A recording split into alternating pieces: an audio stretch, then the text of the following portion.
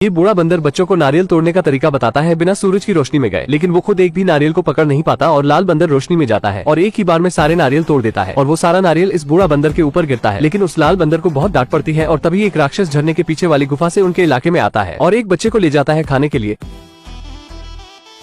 लाल बंदर की वजह से एक माँ के लाल को एक राक्षस उठा ले जाता है, जिससे सभी उसे नारियल से मारने लगते हैं, लेकिन उसकी क्रोध से भरी लाल आंखों को देखकर वो सभी डर जाते हैं। अब छोटा बंदर उस राक्षस से लड़ने की तैयारी करता है। छोटा बंदर एक पत्थर को जोड़कर उसी के जैसे एक राक्षस बनाता है जो बंदर के बच्चे को ले गया था, फिर उससे लड़ने की तैयारी करता है, वो भी ऐसे।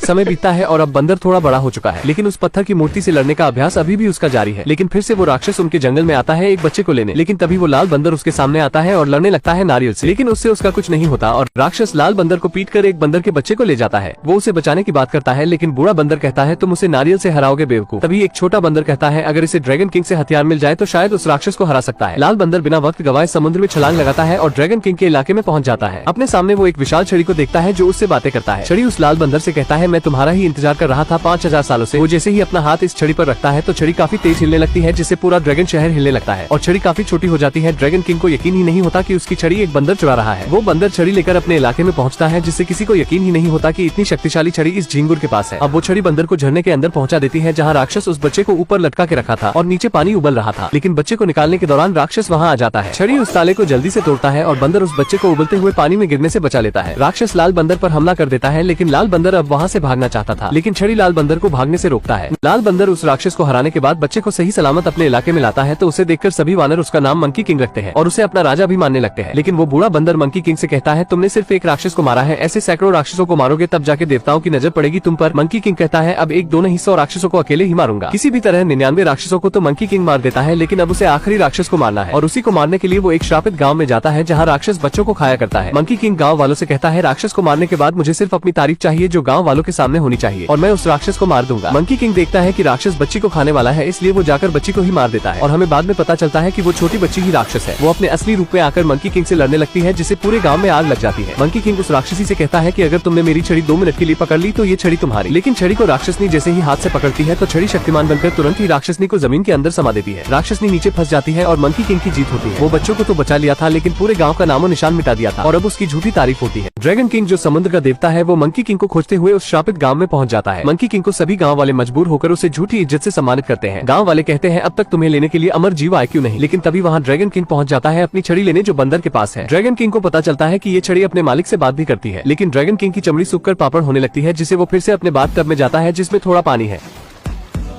ड्रैगन किंग वापस आकर उसे बताता है कि तुम कभी अमर नहीं हो सकते क्योंकि अमर जीवों का नरक के लिस्ट में नाम नहीं होता। लेकिन ड्रैगन किंग के लप्पू झप्पू मंकी किंग की छड़ी को चुरा लेते हैं। किसी भी तरह मंकी किंग उन समुद्री कीड़ों से अपनी छड़ी को बचा लेता है और नरक लोग जाने की बात करता है ताकि मृत्यु की लिस्ट से अपना नाम मिटा सके। लेकिन श्रापित गाँव की एक लड़की उसके साथ मृत्यु लोग जाने की बात करती है, पर मंकी किंग उसे मना कर देता है। लेकिन छड़ी मंकी किंग से कहता है हमें वहाँ एक पढ़े लिखे आदमी की जरूरत पड़ सकती है, जिससे मंकी किंग उसे अपने साथ ले जाने के लिए मान जाता है। वो दोनों नरक लोग जाने के लिए कब्रिस्तान तक पहुँच जाते हैं और देखते हैं कि किसी की आत्मा एक पानी के भरे कुआं में जाती है। लड़की कहती है हम नीचे कैसे जाएंगे। मंकी किंग कहता है ये छड़ी एक VIP पास की तरह है जो हमें किसी भी दुनिया के कोने तक पहुंचा सकती है और मुर्दों के दुनिया में भी। अब वो दोनों अपने चेहरे पे राख लगाकर नीचे पहुंच जाते हैं जहां अनगिनत आत्माएं लाइन लगाकर खड़ी थी, जिनका फैसला वहां का फरिश्ता करता है जिसका नाम यामा है। मंकी किंग बिना लाइन में लगे आगे बढ़ता है, वो भी ऐसे। आगे जाने पर मंकी किंग को पता चलता है कि यहाँ कोई जीवित आया तो उसकी मौत पक्की है, इसलिए वो अपने साथ आई लड़की को चारा बनाता है। वो अपने थूक से उसके चेहरे पर लगे राख को मिटाता है और सभी को बताता है कि ये बिटिया जीवित है और लाइन तोड़कर सबसे आगे आ चुकी है चीटिंग करके। इतना कहने पर सारी आत्माएं उसे घेरने लगती है और मौत का फरिश्ता भी उस पर गुस्सा करता है। लड़की बताती है मैं अभी मरी हूँ। मौत का फरिश्ता पूछता है कैसे मरी तुम। लड़की बताती है मैं एक पहाड़ से पानी में गिरी जिसमें बिना दांत वाली शार्क थी और मेरे ऊपर एक घर गिरा और मैं डूब कर मर गई। नौटंकीबाज लड़की मौत के फरिश्ते को अजीबोगरीब मौत का बहाना बताकर मंकी किंग के पास पहुंच जाती है, जहां सभी के नाम के साथ मौत की तारीख की किताबें होती है और तभी वहां यामा आ जाता है उन दोनों की सूचियां लेकर। ये देखकर बंदर थोड़ा खुश होता है, इसलिए क्योंकि अब उसे इतनी सूचियों में से सिर्फ एक सूची ढूंढनी नहीं पड़ेगी। यामा मौत का ठप्पा लगाता है जिससे उसके कई सारे अवतार प्रकट होते हैं मंकी किंग को मारने के लिए, लेकिन मंकी किंग की छड़ी उसे भी अवतार बनाने का आइडिया देता है। वो अपने बालों को तोड़कर कई सारे अवतार बना लेता है। आखिर में मंकी किंग को असली यामा मिल जाता है और उसकी बुरी तरह से धुलाई करता है और लड़की को उसके टकले से दोनों सूची मिल जाती है। वो मंकी किंग को बताती है कि तुम्हारा कोई परिवार नहीं है। वो थोड़ा उदास तो होता है, लेकिन मृत्यु सूची से अपना नाम मिटाने के लिए जैसे ही सूची लेने जाता है तभी यामा ग्रेविटी अंडू भंडू पोर्टल खोल देता है, जिसमें वो सारी चीजों को खींचने लगता है। लेकिन मंकी की छड़ी उसे बचा लेती है और मंकी लड़की को बचा लेता है। उसके बाद वो अपनी छड़ी से उसके जादुई छड़ी को तोड़ देता है और उससे ही अपने मृत्यु की लिखित उम्र मौत के शब्दों को मिटा देता है, जिससे मंकी किंग अमर हो जाता है और यामा का फट के 4 हो जाता है और वो जेड एम्परर को वीडियो कॉल लगाता है। यामा जेड एम्परर से कहता है मेरी मदद करो, ये हरामी बंदर नर्क में घुस आया है। लेकिन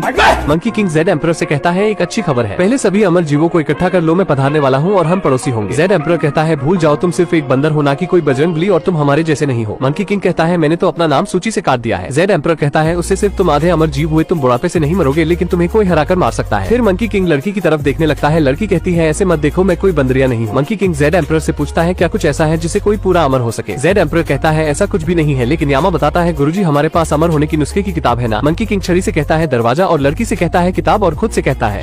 यामा उन दोनों को धनुष बाण लेकर दौड़ाने लगता है और बंदर आत्माओं को मारते पीटते हुए आगे बढ़ता है। बंदर छड़ी को आगे फेंकता है और वो बड़ी होने लगती है। वो दोनों छड़ी की मदद से जमीन के नीचे से ऊपर की ओर आ जाते हैं। बंदर उससे अमर नुस्खे की किताब के बारे में पूछता है, लेकिन लड़की के पास नहीं होता और उसकी बंदर से फटने लगती है। बंदर उसे किताब दिखाता है और कहता है निकल गई ना टट्टी। फिर जाहिल बंदर लड़की को किताब पढ़ने के लिए देता है। लड़की पढ़ती है। पूरा अमृत तभी मिलता है जब कोई जादुई बीज खाए जो उगता है अनंत जीवन के मंत्र मुक्त बागान में। बंदर पूछता है ये कहाँ है। लड़की बताती है ये पता करने में समय लगेगा। बंदर उसे कहता है अगर 5 मिनट में नहीं बताई तो मेरी लाठी और तुम्हारी खोपड़ी। लड़की एक तालाब के पास जाती है। वो कुछ जादुई बूंद पानी में डालती है जिससे ड्रैगन किंग का प्रतिबिंब रूप पानी से थोड़ा बाहर आता है। लड़की ड्रैगन किंग से बताती है ये बंदर महापागल है, ये मुझे नर्क में ले गया था, वो भी जिंदा। ड्रैगन किंग कहता है मेरा काम तुम्हें करना ही पड़ेगा किसी भी हाल में। असल में लड़की अभी ड्रैगन किंग की प्यादी है। कुछ दिन पहले जब ड्रैगन किंग उसके गाँव से छड़ी की खोज में गुजर रहा था तो लड़की उसे रास्ते में रोक लेती है। लड़की उससे बारिश करवाने की भीख मांगती है। ड्रैगन किंग उसे ही खाने जाता है। लड़की गाँव को भूल कर अपनी ही जान की भीख मांगने लगती है। ये देवता बहुत कमीना है। ड्रैगन किंग उसे छड़ी चुराने का काम देता है जो मंकी किंग के पास है। लड़की इस बात को मान जाती है और अब हम वर्तमान में देखते हैं कि लड़की मंकी किंग को उस जगह ले जाती है जहाँ ड्रैगन किंग चाहता है, यानी कि मृत्यु नुस्खे की किताब के अनुसार नहीं चलकर वो बंदर को दूसरी जगह ले जाकर फंसाना चाहती है। मंकी किंग उसे अपनी पीठ पर बैठाकर आगे बढ़ता है उससे रास्ता पूछते हुए। लड़की उससे कहती है और धीमे नहीं चल सकते हो क्या। इतना सुनते ही नटखट बंदर उसे पूरी तेजी से आगे ले जाने लगता है जिससे वो पके हुए आम की तरह नीचे गिर जाती है। लेकिन मंकी किंग इस बात से अनजान होता है। जब वो आखिरी पेड़ पर पहुंचता है तो पूछता है हमें जंगल में जाना है या रेगिस्तान में। जवाब न मिलने पर वो पीछे देखता है और कहता है इतने सारे पेड़। लड़की जिस टहनी को पकड़कर लटकी हुई थी वो भी टूटने लगता है। मंकी किंग उसे पैदल चलकर ढूंढता है, लेकिन जैसे ही वो हाथ फैलाता है किस्मत से लड़की उसके ही गोद में गिरती है। मंकी किंग कहता है तुम कहाँ से टपकी। लड़की उसे कहती है तुम महाचूतिया हो। मंकी किंग कहता है शक्ल की भी तारीफ करो। लड़की कहती है शक्ल और अकल दोनों गधे जैसे है। दूसरी तरफ ड्रैगन किंग अपने चमचों से कहता है मैं एक ही फलों के पेड़ में जहर डाल सका, और जैसे ही मंकी किंग उसे जादुई बीज समझकर खाएगा वो सीधा नर्क लोग जाएगा। वो एक लाइट की रोशनी को उस पेड़ की ओर करता है जिसमें जहर है, लेकिन ड्रैगन किंग के चमचे से वो लाइट गिर जाती है जिससे वो दूसरे पेड़ की तरफ रोशनी को कर देता है। मंकी किंग वहाँ पहुँचता है तो ड्रैगन किंग के दोनों चमचे उसे बताते हैं हम यहाँ के रखवाले हैं, और वो उसे लाइट वाले पेड़ से जादुई फल को खाने के लिए कहते हैं। मंकी किंग तुरंत उस पेड़ के फल को खा लेता है और लड़की से पूछता है क्या मैं अमर लग रहा हूँ। जब मंकी किंग को कुछ नहीं होता तो दोनों चमचों में बहस होने लगती है कि दूसरे वाले में जादुई बीज है। अब मंकी किंग और ड्रैगन का चमचा दोनों साथ में वही फल खाते हैं जिससे वो भी नशे में घुल जाते हैं। उसके बाद ड्रैगन किंग खुद छड़ी लेने आता है, लेकिन मंकी किंग उसे भी फल खिला देता है जिससे वो भी नशे में दिमागी संतुलन खो देता है। मुझे समझ में नहीं आता कि इस फल में जहर मिलाया था या 65 का पौवा। अब ड्रैगन किंग अपनी टीम लेकर नहाने के लिए चला जाता है और बंदर उस लड़की से कहता है हम दोस्त नहीं है बल्कि हम तीनों एक परिवार है। मंकी किंग के बेहोश हो जाने के बाद जब लड़की उसकी छड़ी चुराने जाती है तभी मंकी किंग को होश आ जाता है। मंकी किंग अपनी छड़ी से अपने सिर पर मारता है जिससे इसे दर्द होता है और कहता है अब तक मैं अमर हुआ क्यों नहीं। लड़की उसे बताती है शायद फल अब तक पके ही नहीं।